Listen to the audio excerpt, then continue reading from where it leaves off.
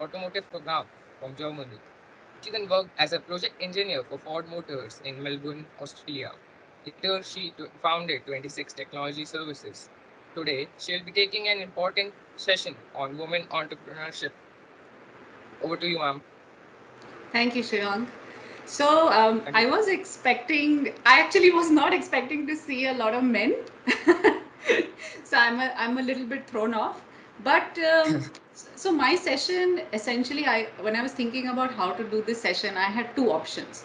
One option was to talk about all of the opportunities that are available for women entrepreneurs. There are like so many government schemes, there are so many incubation centers, leadership programs that are specifically designed for women, and I think that's great because there are differences in how there are so many facts which tell you that, for instance, this year, I think there was only one company out of all the unicorns that had a woman founder. So it tells you that there are fewer women in entrepreneurship, right?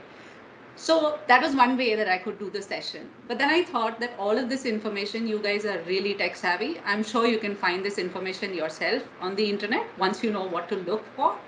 What I'm going to tell you is what my journey has been like. And I'm hoping that my personal experience will help you open up to me and ask me questions that you potentially could not ask a professional. You can ask me anything about my journey. No question is too simple, no question is a silly question. But I'm hoping that that is what will help you really become more interested in starting up whatever it is that you want to start up. So I actually don't even have a presentation. I would like it if you turn on your video, whoever is comfortable doing that. If you're not comfortable, I totally understand, but it will help you, I think, to connect with me better. If you have the video on, it will help you stay more focused on what I'm going to say. So I'll give you 1 second just to turn on your video, otherwise I will start.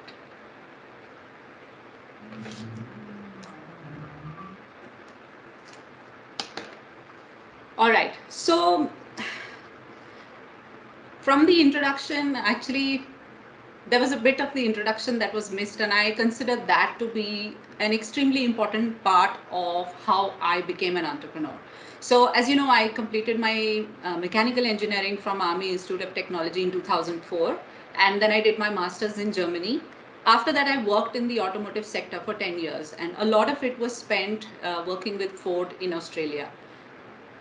It was during that time that I realized that there was so much more that I could learn, that there was so much more that I could do that I was not getting in engineering.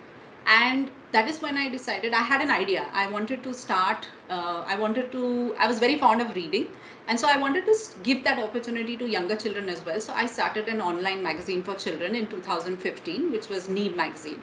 And that was my first time being an entrepreneur. I don't come from an entrepreneurship family. My father was obviously in the army. My mother is a teacher and a computer teacher at that. So I don't have any entrepreneurship background. I don't know about business. I don't know about finance. And working in the engineering sector, I don't even know anything about dealing with other people and operations and HR. I know nothing. As an entrepreneur, I'm absolutely blank. I know nothing.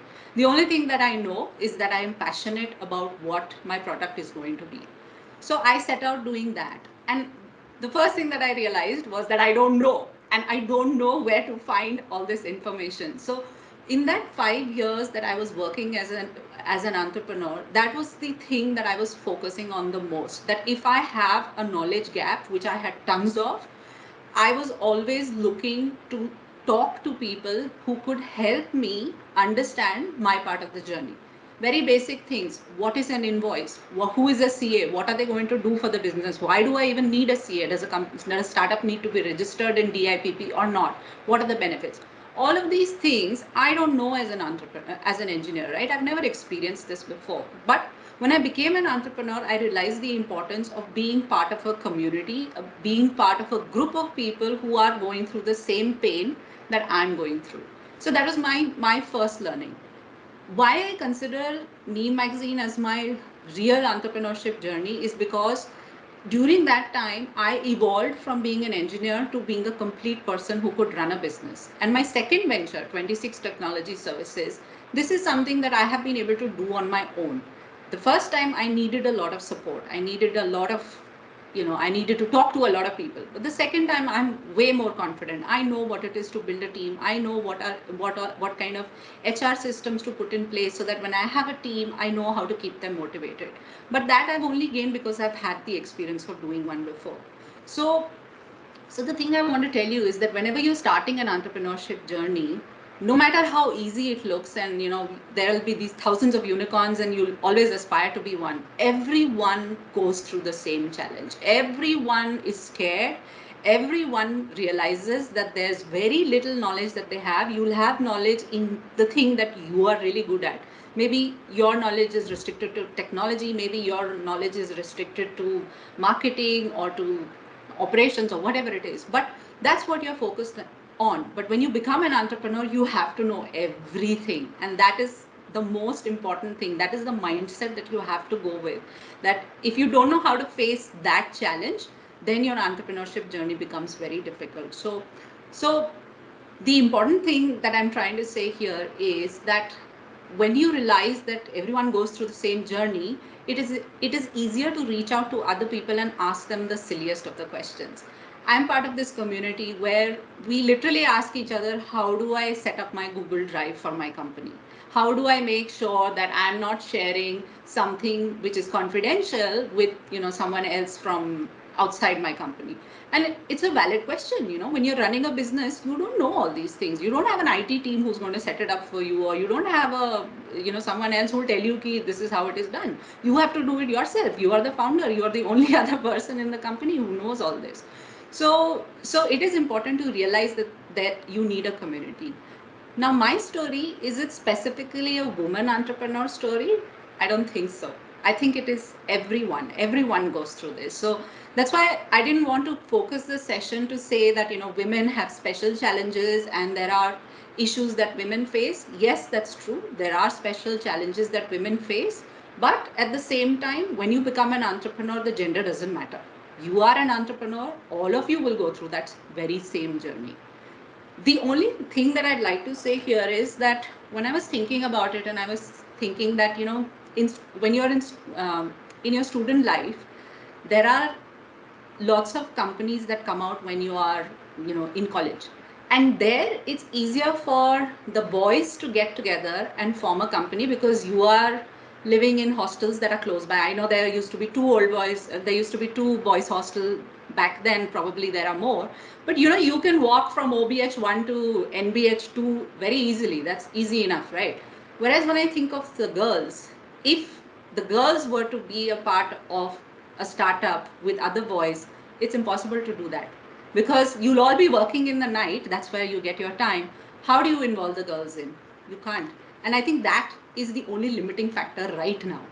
As you grow older, when you have your own freedom, this doesn't matter. But at this stage, it matters. So for the women, I hope that you are able to create an organization of women within your hostel who may not be part of your startup, but at least who are going through the same journey. So you can sit and brainstorm with them. You don't necessarily have to brainstorm with your co-founder. Go back in the morning and talk to the co-founder and say, look, I brainstormed with other women who were going through the same thing, and this, I think, maybe the idea that we can work on. And with men, I say the same thing, that don't let this be a limiting factor for you to not ask a really talented woman to be a part of your startup team. Just because there is an in time of 10 o'clock, that doesn't mean that her talent ceases to exist at 10. It still exists. You can still involve her. So that's what I'm hoping for. All right. So as I said, I don't actually have a presentation, and I see that there are enough people. What I had planned to do was to have an interactive session. And that's why I'm asking you to turn your video on. And I know you'll be a little bit shy, but there'll always be one or two people who will ask a question, and I'm hoping that more people will ask the question. So I'm hoping to use the next 45 minutes to actually do a Q&A session. As I said, you can ask me any personal question relating to my journey. And if you want, I can go into more detail about what I have gone through. But I'm hoping that this becomes more valuable for you than me telling you about government schemes that are there specifically for women and specifically for students. So is there anyone who would like to go first and ask me something? Pallavi, if you don't mind, I have a question. Yes, ma'am. When a when a lady or a woman or a girl, she initiates her own venture, and so she is into, decision making and controlling and the supreme authority seat, who actually maybe with her co-founders, but is taking the journey ahead and Yes. building her team. So did you find any time a challenge there, to pick up male teammates and they are listening to you and obeying you, or anything like that? Did you have any problem there, or maybe even when you maybe had that talking to investors, or any such interaction which you might have had for your startup to take ahead? uh, did you realize, was there any moment wherein you realize, oh, because I am a woman, these people are, there is a challenge? Yeah. So, to be honest, no, I didn't face that. It is also because I started my entrepreneurial journey after working for 10 years in a male field. And as you know, in automotive, there are very few women. And in fact, I once worked in a company which had 50 people, and I was the only woman. So, it is something that I was used to dealing with. Yes, there are biases. Sometimes when I'm talking to, when I was in my engineering, when I was talking to men, I could sense that I had to speak more factually to convince them that I know what I'm talking about. But I didn't feel any discrimination then. So that's why when I started my entrepreneurial journey with my co-founder, of course, I did not feel that because my co-founder was my husband. So it didn't happen. He listened to what I had to say and he disagreed very nicely. Um, but with my employees, again, I think it is all about confidence, and that confidence will come when you have been in different types of situations, when you have you've set that mindset to say my gender is not important, it's not important at all. What is important is what I know. And if you don't know something, which happens to all of us, I'm humble enough to say that I don't know. Can you please explain it to me? What do you mean by this? I'm asked, cross questioning, because at the end of the day, I'm confident about my product. I'm confident that I'm the best person to get this in the market. Everyone else is just supporting me. So at the end of the day, I am the boss and I have to think like a boss. Got it. Yes, yes. Thank you. Thank you. All right. Anybody else?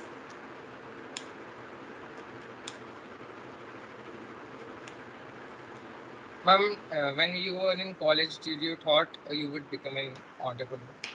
No. So when I was in college, it was 2000 to 2004, and nobody ever thought of startups, right? Startups really came about in 2015. When the Startup India kind of So, program so launched, right? focusing on a core job, a core mechanical engineer job. I was focusing more on my core job. In fact, a lot of my classmates ended up going doing their MBA, or yeah, actually, most of them did their MBA. There were very few in automotive who stayed in automotive. So no, I didn't think about a business then. But as I grew and in my career, I think everyone gets to a point where you want to try something different, and that was really the time when I had been doing it for 10 years that I thought I need more skills. I need to upskill myself.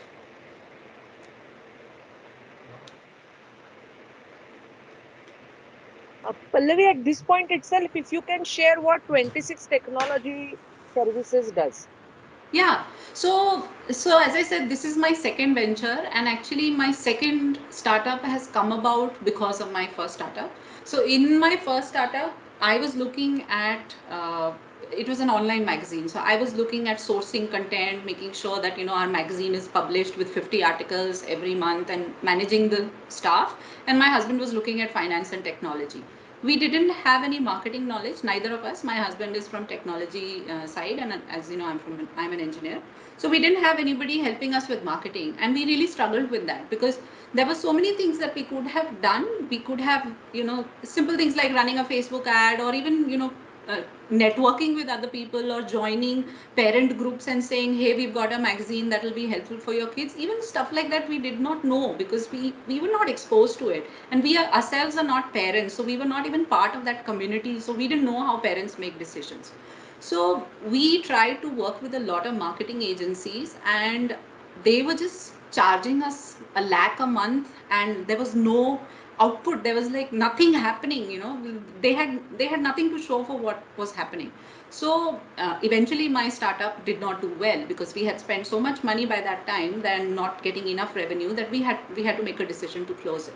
So when I started my second company, I started by focusing on startups and focusing on small businesses. So now what I do is I work with only companies which have 1 to 10 employees, irrespective of their stage, whether they are a new company or they have been in business for 15 years and now they want to go into digital marketing.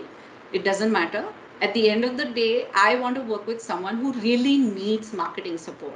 So I work with companies that, for example, there are financial advisors, or there are companies that offer courses to children, or travel companies, small companies that need that support, and they need that answerability from an agency, that if I'm giving you this much, what am I getting out of it? Can I see a tangible result?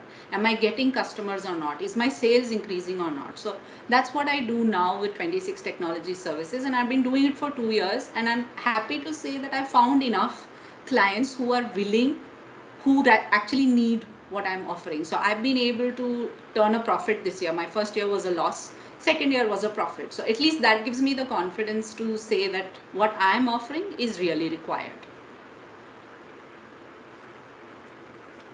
Great, thanks. I always was wondering what is this 26? So is it a count of services that you're talking about, or is it something different? No, so 26. 26 actually stands for 26 January, which is, as you know, India's Republic Day. It is also Australia Day. So my entrepreneurship journey started in Australia and I'm continuing it in India. So that's why I wanted to call it 26. And technology services Oh, is what oh, I okay, offer. okay. Thank you, thank you. Yeah. So I'd like to know, there are a lot of people here. Is there anybody who is thinking about entrepreneurship but hasn't started yet? If you could just raise your hand, you don't have to unmute yourself, you don't have to put on your camera. No, I don't think so, right? Ah, one person. Oh, two people. Okay, so all right. So does anybody want to tell me about what they're planning to do? Priya is also there. Anybody wants to tell me what you're planning to do, or is it a secret?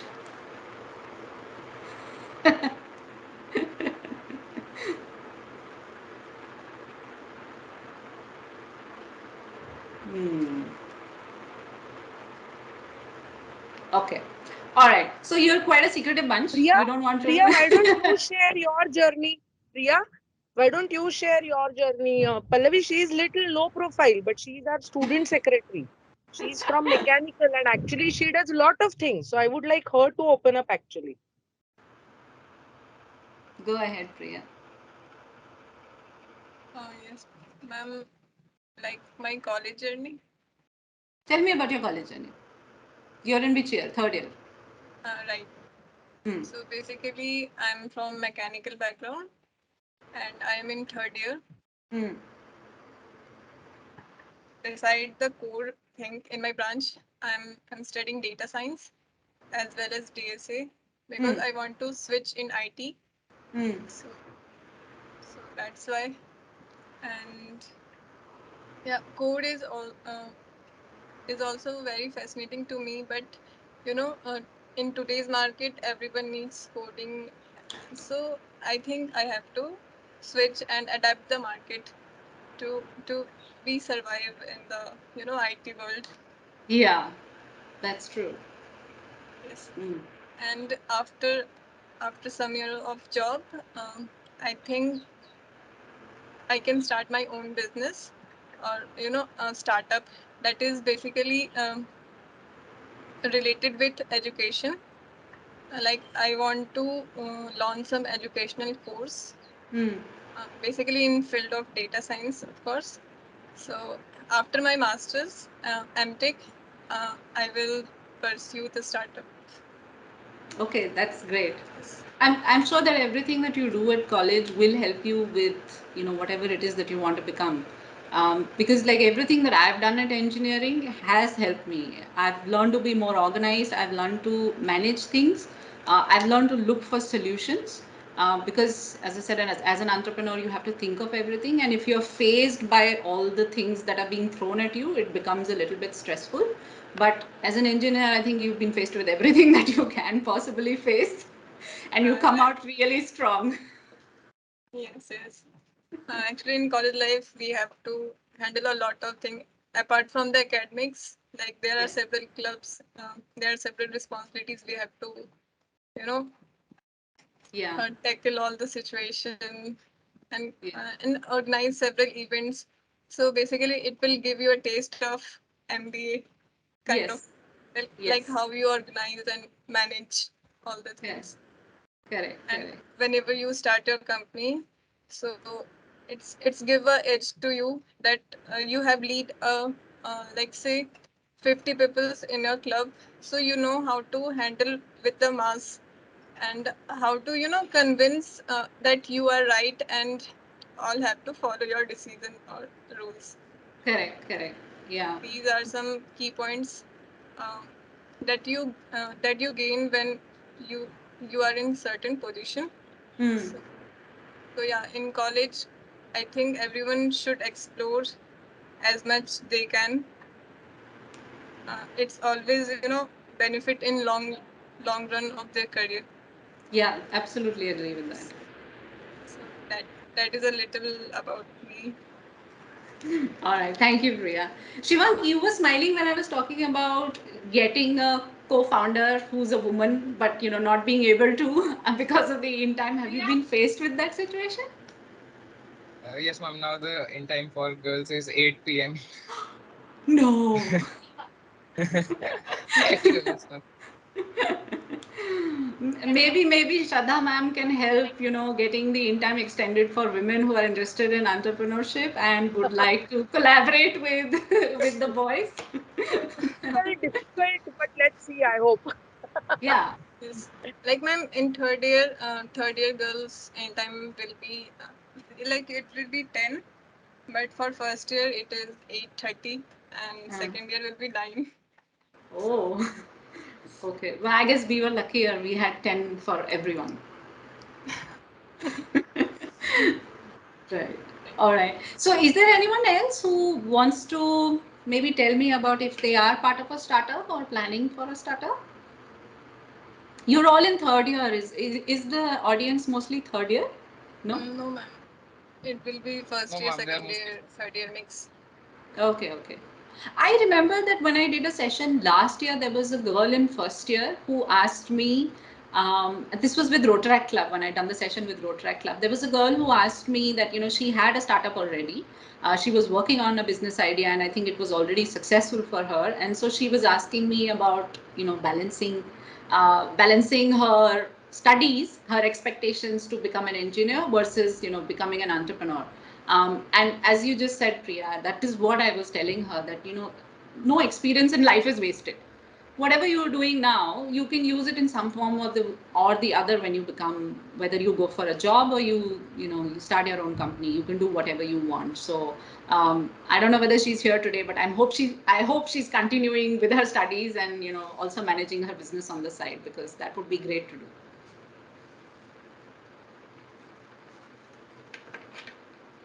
All right. Okay. So did not I did not plan to talk about anything else specifically. I did not plan to talk about anything else specifically because, as I said, I wanted to keep it very interactive. So I'm still going to ask if somebody wants to unmute themselves and ask me a question.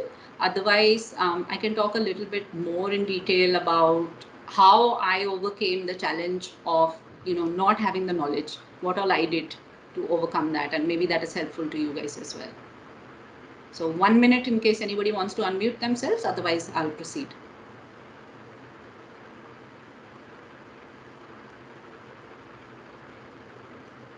Okay. Seems like everyone wants to hear that story. All right. So, as I said, I did have a knowledge gap. I did not know a lot about my journey. So, a couple of things that I did, and I did it differently in my second venture. In my first venture, I was very inward focused. I was reading a lot. Um, I had subscribed to, I think, 15 or 16 newsletters, a lot of them in marketing, because that, as I told you, was a challenge that I faced. So there were a lot of things that I wanted to do myself. So I did Google Analytics course by myself. I did Facebook ads by myself. And I know that your generation is much more proactive at doing that, even if you don't need it, because you know all these things already. But 10 years ago, almost 10 years ago, I didn't know all these things. So for me, it was, I think, a very big step to really realize that, oh, I need to know this also in order to run my business. So I was researching a lot. I was reading a lot. I love reading, and I love to read the paper mint. I love to read blogs and all. I'm more of a text person rather than a video person. So I gained a lot of knowledge while reading. And the second thing I did was I joined a lot of communities. Even today, I'm part of this group called Her Entrepreneurial Network, which is a group specifically for women entrepreneurs. And I'm sure that there are other groups. There are tons of groups for mixed gender entrepreneurs, but this one specifically is for women entrepreneurs. And the group, primarily most of the women are in Bangalore, but the women who are part of this group have different stages of startup. So some may have just like a very basic startup where it's just one person and they're running a very small business, versus someone who has a 15-year-old business and they have a large team of 30-40 people and they're providing website services for the last so many years. So being a part of that community, again, I may not know that I have this knowledge gap, but when I see other people having conversations about something that I've never heard about, then it triggers that oh, for instance, somebody was talking about trademarks. And as an entrepreneur, I've never thought of trademark. I've never thought of trademark infringement. I don't know that my name of the company needs to be protected, otherwise someone else will take it over. For example, these days Snapdeal is fighting a case because Snapdeal.com, there are other companies who are now putting words in front of Snapdeal and after Snapdeal to create a website. So Snapdeal is fighting that case in the court these days. Now, as a first-time entrepreneur, I don't know all these things, so I had to learn it from other people. When I see other people talking about it and saying that, my company name has been, somebody has a similar company name, they're offering very similar services, what do I do? So a startup lawyer will also step in and say, this is the procedure that you need to follow, talk to your CA, get a trademark process. And the trademark process is actually fairly simple. It doesn't cost anything. So while while looking for information on your own is definitely great, because then you're not dependent on someone. You feel you have the gap, you look for something online and instantly that gap is filled. But I also feel that the second half of being an entrepreneur is to constantly seek support, is to constantly talk to people, because even conversations will help you realize that there are things that you don't know. And this is perhaps the place where I feel that women do get left behind, because there's not enough women. There are not enough women entrepreneurs. So yes, you will not find enough people who are going through the same experience as you. But if you do find it, become an active member of it. Become an active participant. So if you are thinking about a startup, there will be enough startup groups in your city, student groups in your city that you can join. There'll be Facebook groups or I don't know, Telegram groups or whatever, that you can join and just listen to the conversation. Then only you'll realize that there are so many things that you didn't know about and that are equally important for running your business.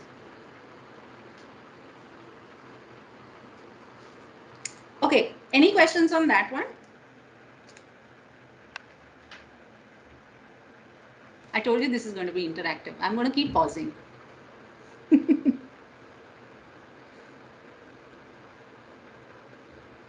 Hmm. All right. I'm wondering, Yes, ma'am. Pallavi, I'm wondering how the boys are perceiving this. Actually, one of them should start speaking up. That would be quite interesting. Who wants to take the initiative?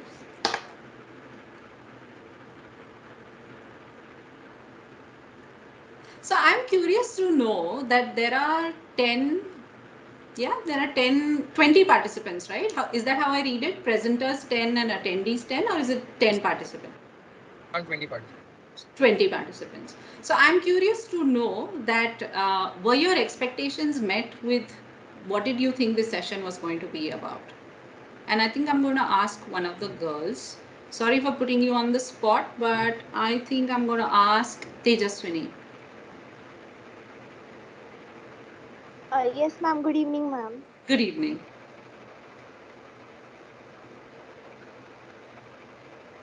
So, Tejaswini, Ma'am, what were you it was expecting really from the a session? Yeah, go ahead. uh, ma'am. I was expecting to ex- uh, explore. Means I was expecting to know different things regarding entrepreneurship. So I got to know about it. Okay. And where are you in your entrepreneurship journey? Have you decided already or are you still considering it? No, ma'am. I'm still considering it. Okay, fine. Thanks, Tejaswini. Can I also ask Asmita?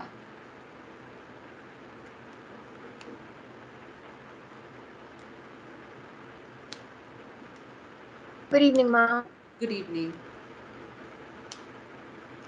Ma'am, I was expecting to know a journey as an engineer to an entrepreneur.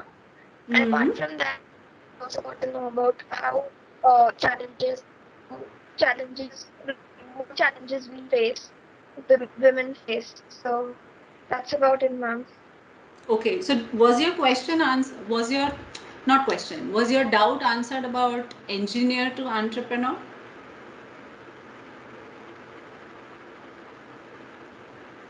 Yes, ma'am. Some of it, yes, ma'am. It was. Hmm. Is there anything else that I can help you with?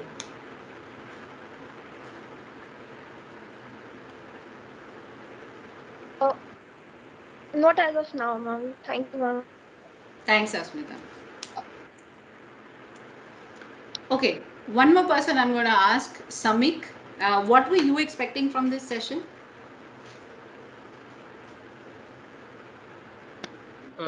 Right, ma'am. Ma'am, like I was just expecting the challenges like faced by women entrepreneurs in the industry, and how do they convince their parents? Like my parents, they give me freedom because I'm a boy. But if I were a girl, then they would have not given me the freedom and everything. So like how do they cope with it? What are the reasons they give to their parents to like convince them? So that's my doubt, and it's still not answered yet, I guess. So yeah. Yeah, it is not answered because actually I didn't face that issue. No, to be fair, I faced a different kind of issue. So my issue, or rather what my parents thought, was not that I was becoming an entrepreneur. My parents issue was that you are an automotive engineer and you are a girl, so you're already in a minority, which is a good kind of minority, because you're a girl in an automotive field, right? So it makes you special, it makes you inspirational, and when people, other girls, look at you, they think, oh my god, she's worked at Ford Australia, and that's so awesome. So their issue really was that, why am I walking away from something that I was good at and entering into something that I have no idea about? I have no credibility, obviously, right? When I start as an entrepreneur, no one takes me seriously because they look at my resume and they think, oh, but you're an automotive engineer, you worked in the automotive field for the 10 years. What do you know about running a startup? What do you know about marketing? I know nothing, and then that's okay with me, right? So, I did face that challenge, and I think it took my parents about 4 or 5 years to really get over it, because otherwise they how parents are, right? They would tell everyone that my daughter designs cars for Ford Motor Company, which is not exactly what I did, but that's what they would tell everyone. So it becomes difficult for them to then say that, oh, now she's actually running a business of her own, and it's a startup. But that, it took them a little while, and it helped that our startup was recognized by the government of India. We got the DIPP certification and all of that. So obviously, it helped them. And when I started doing better, like I told you, I turned a profit this year. In my second year, I have a profit. I have a team now. So obviously, they can see that I'm not only am I good at it, other people see that I'm good at it. So I think for them, the external validation really helped, and I I believe that that is not, again, unique to me being a woman. I think that you will all face that. If you haven't already faced it, you will face it if you're transitioning from one type of career into another. And I hope that you will have that mental strength to stand by what you have done, to say that I will experiment with this and see where this goes. And if I fail, that's totally because, that's totally because of me. I don't need to blame anyone, but at least I have learned something from it. So if I look at my journey, those 5 years, my startup did not do well. I had to shut it down, and I spent a lot of money on it. But at the end of the day, what it has led me to is to pivot from being an automotive engineer, going to marketing without doing an MBA. So I look at it as an education that I gave to myself, and now that I'm reaping the benefits, I feel confident that anyone can do it. So I don't think that's a woman specific thing, but yeah, I suppose all of you will face it. Right, ma'am. You are like you answered all the that. And yeah, it's true. I agree with that. It's not a women specific. In general, we can say that. Thank you, ma'am, Yeah, for answering. no issues. Okay, I'm really enjoying this. Let me ask one more person. Ankit, do you have anything to say?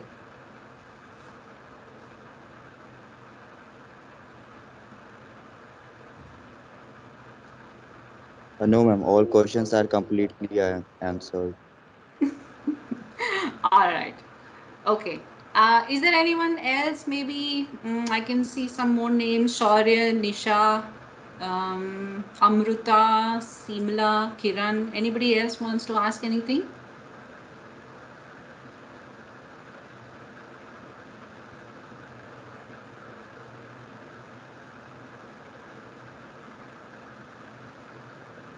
All right.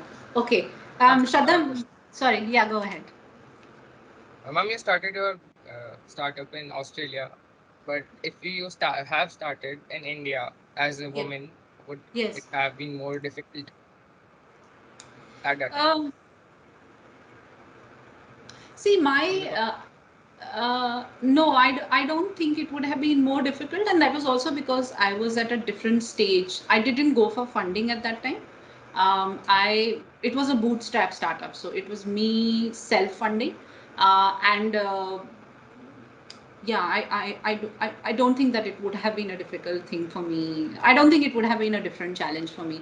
I know that yes, and by the way, it's not specific to India. I have a mentor who's French, and she was telling me yesterday that even in France, women entrepreneurs get passed over because investors don't have the confidence. And I think it comes about a lot because women either have the flexibility to choose a different career, like in my case, I would consider it a flexibility, or they are forced to choose a different path because of society expectations. So yes, there are more instances of women shifting from one career to another, and I think that becomes a risk for an investor. But again, as I said, if you have the confidence, I mean, that risk could be with a guy also, right? So I think you need Yeah. to have that confidence, and you need to be very sure about what you're going to do. Thank you, ma'am. No issues. Weber, you raised your hand.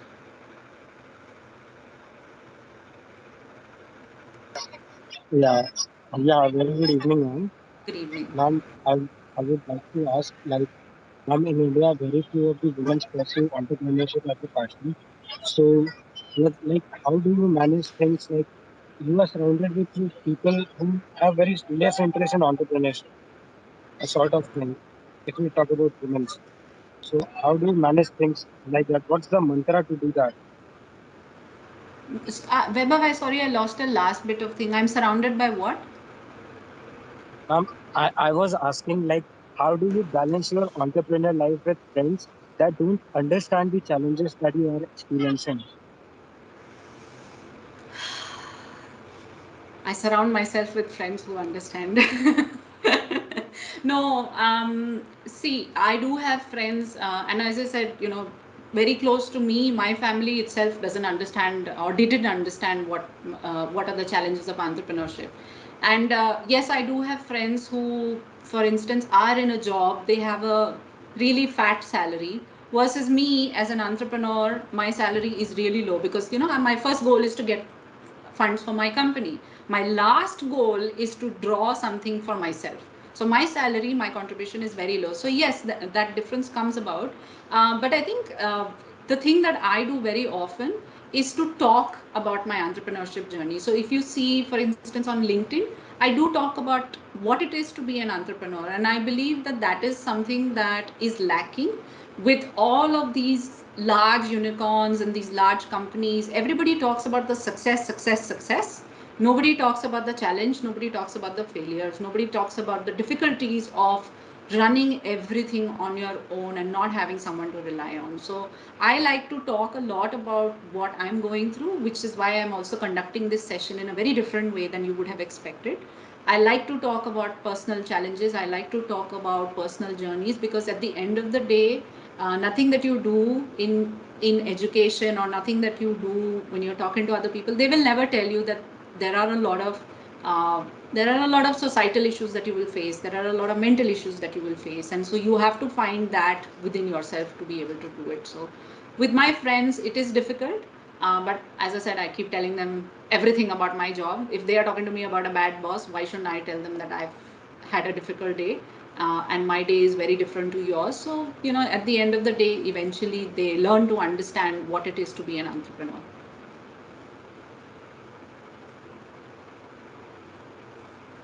Yeah, yeah, yes, ma'am. I absolutely got your point. Thanks, Vaibhav.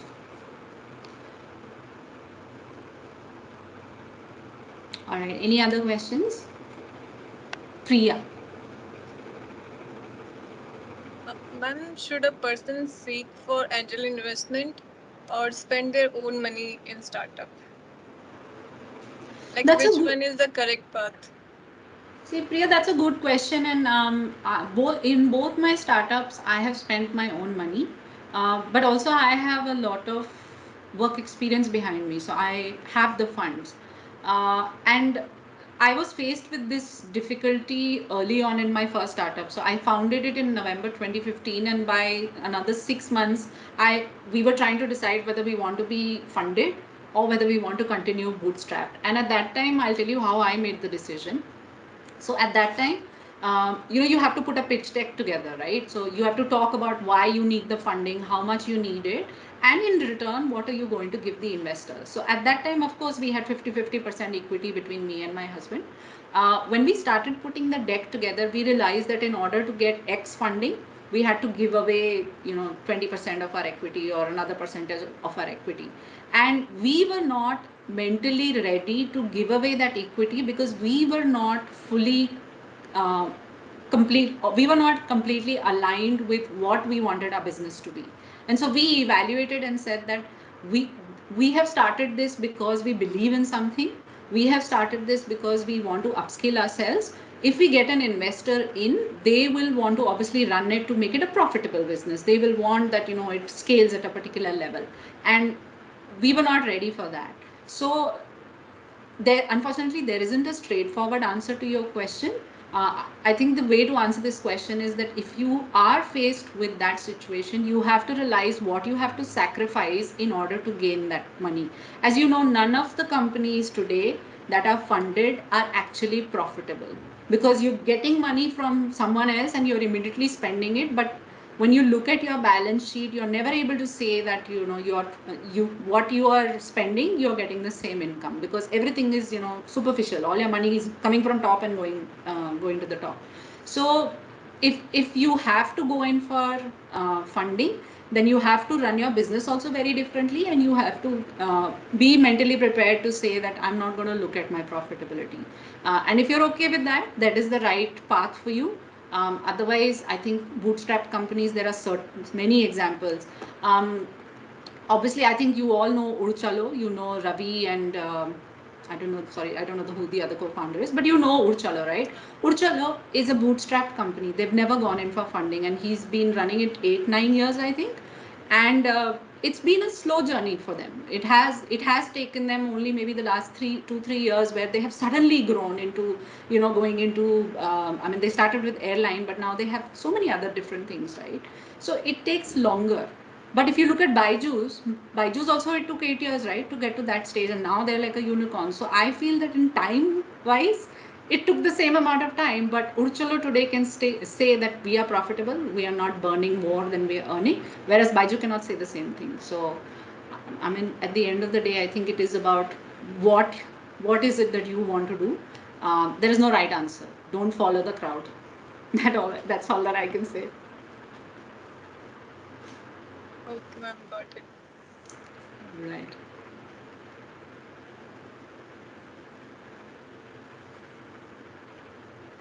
Anybody else? We have about 13 more minutes.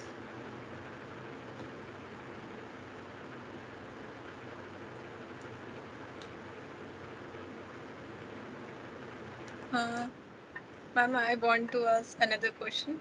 Please do. How can we choose our co-founder?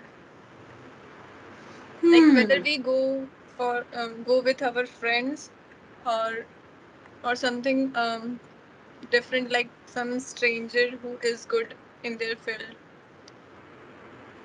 So, having worked with my husband, and now that I work with other small businesses, I see when there are two co-founders, the common factor that I have seen amongst all the successful co-founders is that successful, yeah, co-founder groups is that you may be completely different, you may have completely different skills, but as long as you have the same goal. So in our case, our goal was that we wanted to provide, you know, reading material for children. Our, if my co-founder had a goal that I want to make this company profitable, or I want to, you know, eventually be acquired by someone else, that is not the right co-founder for me. So I think whether it is your friend or a stranger, as long as they have the same vision, then whatever that they do will, you know, either align or complement you. And of course, you have to look at the tactical things. You have to look at and see whether their skill set is suitable for what you're looking for. Just partnering with a friend is not going to help you if that friend is not skilled enough to deliver, you know, what you're looking for, or maybe that friend is not dedicated enough to, you know, deliver something. So that is, I believe, the second half of what you need to look at. But the first thing, especially in a startup, is that your co-founder should be equally motivated, because as I said, that motivation is never external. It's never some, no one else is going to give you the money and say run this company for me. It is you. So if you don't have that motivation, if your co-founder doesn't have that motivation, it's not going to work. I hope that answers your question, Priya. Oh yes, ma'am. Got it.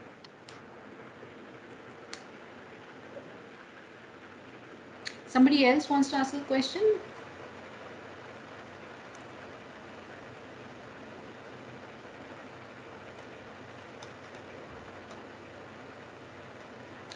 Okay.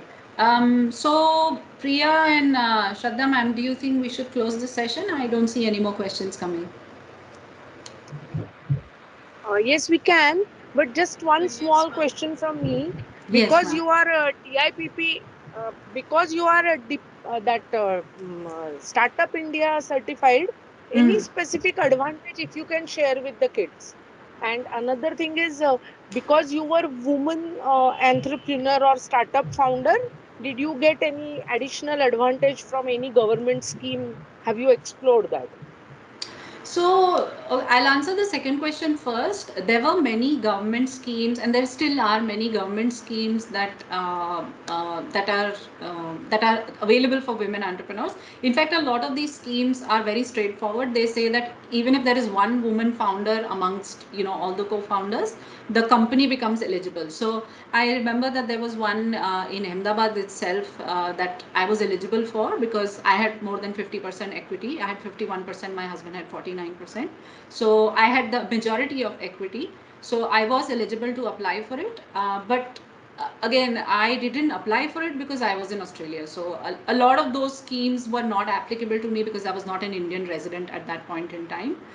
So that's why I didn't do it. But I think that these schemes are really helpful, especially when you're a very early stage startup, you know, getting into an incubator or into an accelerator program even. They would be very, very helpful. So if anything, having a woman founder on your in your startup is actually more beneficial, because if you are a, you know, if you have only male founders, a lot of these schemes are not applicable to you. You will have to compete with the rest of the world. So whereas if you have a woman founder, there are so few companies who have women founder, that you automatically become eligible for something that wasn't, that opportunity that was not open to you. So I think that while it is great for women also to be a part, I mean, it's a great opportunity for women also. It's an equal opportunity for an all male startup to have a woman founder on their board. um, the first question that you asked me, as a certified startup, did I have any special opportunities? Again, I think there were, but I didn't take advantage of that because I was not in India. The only thing I remember doing was that there was a very strong network that I made use of. I think Startup India had a portal where you could look up people who were in different organizations, and you could look up to see who can provide you legal support, or just network with them. So I did make use of that. I did contact a lot of companies that my company could partner with. So I could partner with companies like Mom's Presso or Parent Tune, because they were also part of they were also part of DIPP. So I could reach out to them very easily. So um, I believe that all of these government schemes, they may not look flashy enough, but there is definitely a lot of potential to just be a part of that, and I've made use of that a little bit, not a lot. Thank you. Thank you. Thanks, ma'am.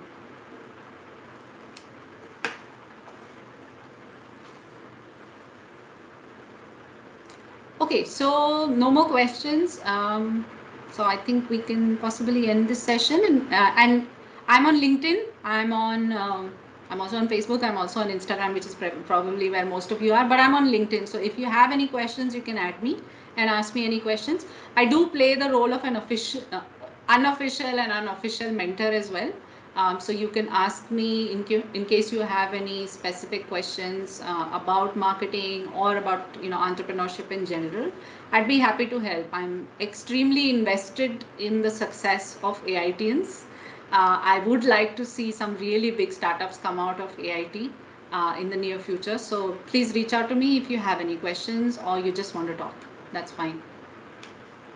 Thank you May very I much, conclude? Pallavi, for Thank giving you, so ma'am. much time. Thank you. Thank you very much. Thank you, ma'am, for inviting me. Thank you so much, ma'am, for the wonderful session. We got to know a lot of things about startup and entrepreneurship journey, and I hope everyone got a taste of startup, how to run a startup, what are the difficulties we have Mm. to face in that journey. So that's all. Thank you so much from on the behalf of E-Cell family and AIT. And so we can now wrap up the session. So Thank you, ma'am. Thanks. Thank you, Priya. Thanks, Shubhang. Bye. bye, ma'am. Thank you, everyone. Thank you, ma'am. Thank you.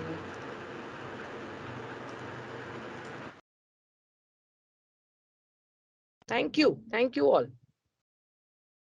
Thank you, ma'am.